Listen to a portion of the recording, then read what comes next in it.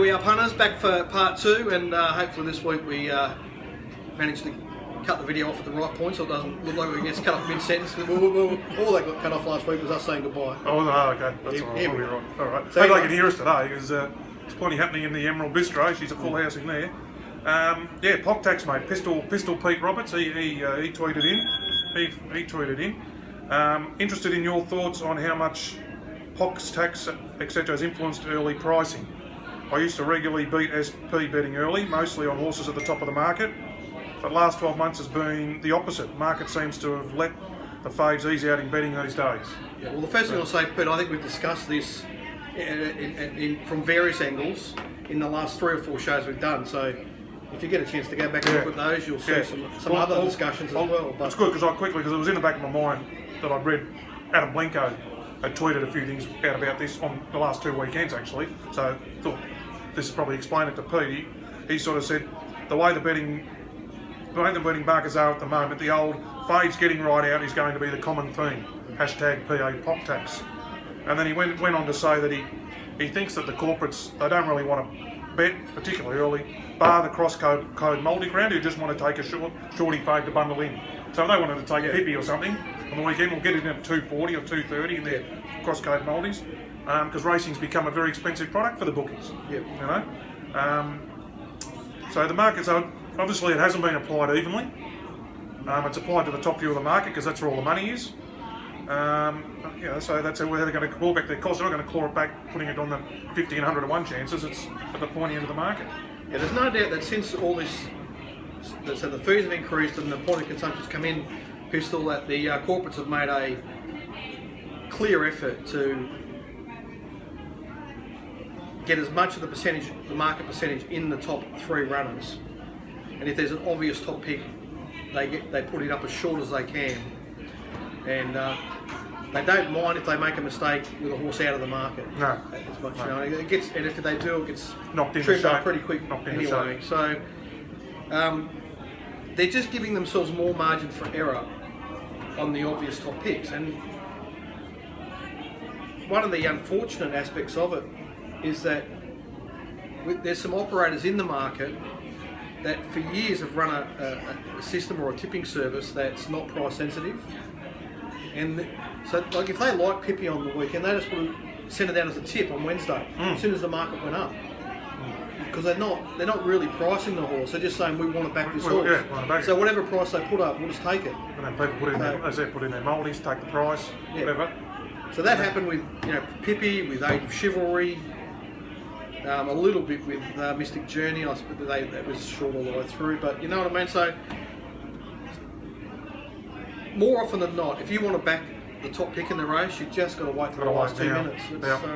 Yeah, that's it. That beating the SP early, mate. You're going to have to probably look at changing. You've got to change your method with the changing marketplace. So like I actually, when I did that race, and like my first cut, I marked Pippi around $4, right? And I didn't. She had issues. Like when she was last here in Victoria, she's only been away for 1 run to Brisbane and come back. She's a month between runs, and she had some vulnerabilities. And she drew gate 1, so she would have only had to miss in a big field with some other fast horses, right? So she only needed to miss the gate half a length to be in trouble. Now, as it turns out, she paraded really well. She flew. She jumped brilliantly, and away she went. So like when you look at it, you think maybe she was a 6 to 4 chance, you know, but she wouldn't have needed many things to go wrong to not beat. And the big teams don't like gate 1 as typically. And so she was always going to drift. Now in my mind, I was thinking she'd drift to 280. So I'm thinking she's a $4 chance. You know, she's not. If I'm thinking she's only going to drift to 280, there's just no way I'm going to be able to get on her. So they're the set of circumstances you're presented with in the lead up to the race. So on Wednesday, Thursday, even Saturday morning, she's still 240 Saturday morning. Now, as they're going into the gates, all of a sudden she's $4.20 on Betfair. It's a completely new set of circumstances that you're presented with. It's always so common these days. That's chess. That's chess. That's chess. So now there's an opportunity for you to make a different move that you planned on making. Now, whether you take it or not, so I've had a few of my subscribers write to me and say they did take the 420. Some to win on the race, some to break even, some to lose a bit. You know, so And all of those options are completely reasonable. But what I think the most important point to stress is when you are presented with a new set of circumstances that completely... you've gone from a dominant favourite at $2.30 to almost an equal favourite with Diamond Effort at plus $4. You've got to make some new decisions and decide what you want to do. Absolutely, no. And that type of thing is a regular occurrence. I'll give you an example. As I'm flicking through, so it's sale last Thursday, was it? Okay, come up to, there's a horse called High Beam, which I know well, through a main. 150! Yeah. 150 High Beam, shouldn't be 150 in anything. Ever. So, it's a lay.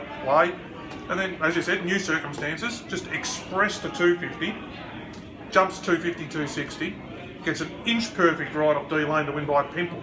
Like, that's a... anyway.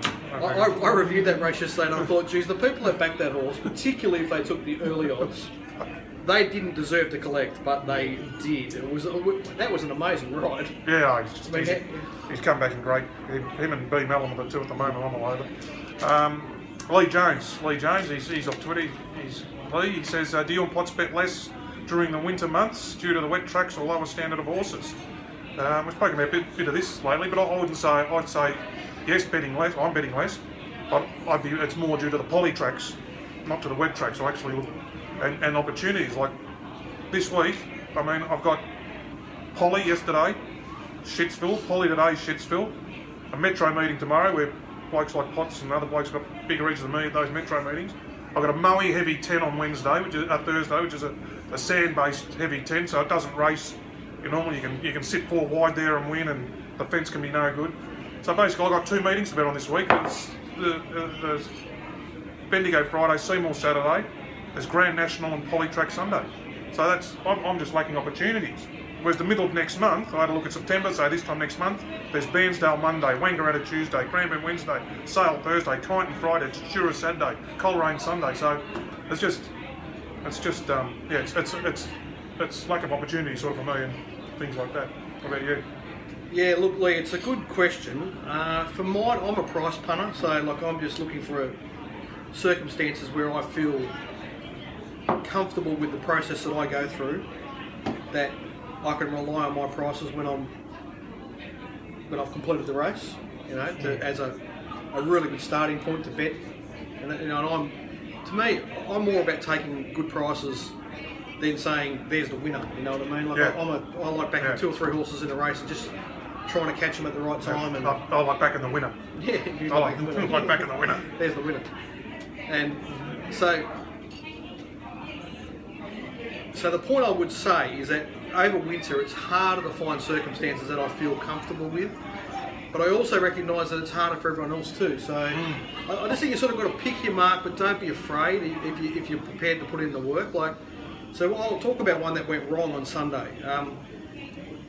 I'm comfortable with having a good handle on how Cranbourne plays, and the rails had 9, so I know what I'm looking at. Yeah, that's situation. right. There's a little bit of rain around, some sting out of the track, and I do a race and I mark Enunciate in the $5 to $6 range, and I go to the market's 210. So even at 130%, there's got to be opportunities there for me in this race. So in the end, I end up marking our Sunny Girl on top, and she sort of meandered around to the barrier, come out slowly and didn't take any part in the race. And something shit in that race. Yeah, Ann Arbor. Yeah, just travelled. She put 6 links on him in the last 200. Yeah. She's backing up at Sandown tomorrow. In a very interesting situation, because it's very hard to say that Ann Arbor hasn't gone better on Sunday than Influential Jack did at Cranbourne 2 Wednesdays ago. If you just on raw time? Oh, just on the rating. On the raw, not the time, just the rating of the race. Okay. So I'm saying she's beaten a benchmark 64 field at Cranbourne, even though it's hollow, right? Yeah, there's still else Sunny Girl was there. There was something else. Enunciate ran 3rd. Second. That's else sitting good. They haven't gone horrible. No, and she's absolutely spaced. The way she did it, you don't see many put 6 links on them in the last furlong. No. So, she's coming off that rating on a very short backup on a testing track at Sandown tomorrow. Whereas Influential Jack, an improving 3-year-old, is going into that race at Sandown tomorrow from what could be a bit of a sticky draw, and he's $1.80, and she's like $5.50. How's he $1? He didn't. Oh, well, so if she runs, if she does back up, she's a 5-year-old mare on the 3-day backup. So if she does end up running, I would imagine one of the big teams at least will be extremely interested in her. Oh no, yeah, I love a backup too. So backup for a rating like that, they will just. There's no doubt she will be backed. I'm tipping a different set of circumstances from early market to SP with Influential Jack. Yeah. No doubt. And I cannot see how Influential Jack could run odds on in that race. Not off what he returned at Cranbourne. I mean, he's got some upside. Yeah, definitely. All right, another one here, mate. Ben's racing tips. How do you shut off work at home? I'm always tempted to do more. Oh. Wait, is that a question, DK? How do you you shut off work at home is a question. How do you shut off work at home? I'm always tempted to do more. Ben's racing tips. Yeah. Sounds a bit like Ben's he's sort of doing a little bit of self-promotion there. I could be wrong. I don't know. Is Ben one of these types that likes screaming from the rooftops when he finds a winner on Twitter? Is he one of those? I can't really sort of follow him too closely, mate. I'm not sure. Yeah, all right. Anyway, just in case there is a question there, we'll try and answer it. Ben, I would say that I can only answer what I do. I make sure I set aside enough time to complete my process, to make sure I'm completely and as well prepared as I can be for any race that I'm betting in. So if you haven't got enough time to complete the process that you've currently got, you might be doing too many races. Yeah. That's it. That was the thing with me. You can, as we said, pushing yourself too far, stretching yourself too far. So I, on a Sunday night, or I plan my week, look at the whole calendar, look at the meetings I will be interested in, the ones I probably won't be, see how much post-race I've got to do and write all that down, make sure it's all done, because I've got kids in the morning, I've got a school drop-off, school pickups, swimming lessons, ice kick, so it's all got to go in there, so I just make sure my work, and then my work hours I go flat out, make sure I get to do my process, to get everything done that I need to for the week, and if something's got to give, something's got to give, but yeah, it's time management, it's planning, it's stuff like that. I don't need. So what I will say to Ben and to other punters out there that have that feeling that I wished I could have done this, or I'd like to go and look at that video, or I need to check those sectional times, or whatever it is. If you've got this nagging feeling in the back of your head that you could have done something that you haven't done, the race is probably about to tell you what you've missed. Yeah, no, that's what happens. That can be not looking at a jump, passing over a jump out or a trial, or I won't look at that horse. It's on fashionable stable or something, and all of a sudden there's money for it, and it wins or something. I should have gone and looked, should have got to search that horse more. You know, stuff like that. The amount of times that happens whether it's something you didn't check, or you did and you ignored it, or whatever, and then like there were really good. So I'll give you a good example. Last Saturday at Caulfield, there were very strong signals that some very good judges were very keen on bivouac. Right. I could just see it. G'day, Phil. And I looked at all the information the way I do things. I have a set process. I work through my process. And I thought I can't really get bivouac and dubious apart. You know, it's hard to get them apart. And after the race, I know exactly how they got them apart, and I know exactly where I went wrong. I looked at all the information and I just completely ignored it. Yeah. Yeah, it was there to see. Yeah, and that's the art post-race learning. That's still a good part to do. You don't you do your money and you learn and things like that, but at least the answer, you got the answer. Yeah. You know, you're not going to be sitting there scratching the answer. It's still can't work out how to bivouac beat at home, 5, 6 lengths, whatever it beat at home. You know? No, well, so we've got time still, have we? Yeah, we've got a minute. So bivouac's best run by far was its last run, where it beat a good horse. But to me, to build up to that, race, trial, race, trial, race, trial, race, trial. And I thought, first up, is it going to do that? Well, the answer is yes. It was carrying all that momentum, and it trialled really well, and it had a jump out here. Everything was there. Whereas Dubious had sort of got to his level, and that's where he's at. He's not going to get any better. And Bivouac was set to explode. Kicked off it. Good judges were there to see it. So yeah, it was impressive. The rule is you either win or you learn, and for me on Saturday it was about 27 units of learning. That's it. And take the lessons on board and move on to the next meeting. All right. That was good, mate. I enjoyed that, DK. That was good. We'll do that again, get more questions from the viewers. All right, we'll see you in a couple of weeks. Let's hope the punters enjoyed it. Yeah, that's it.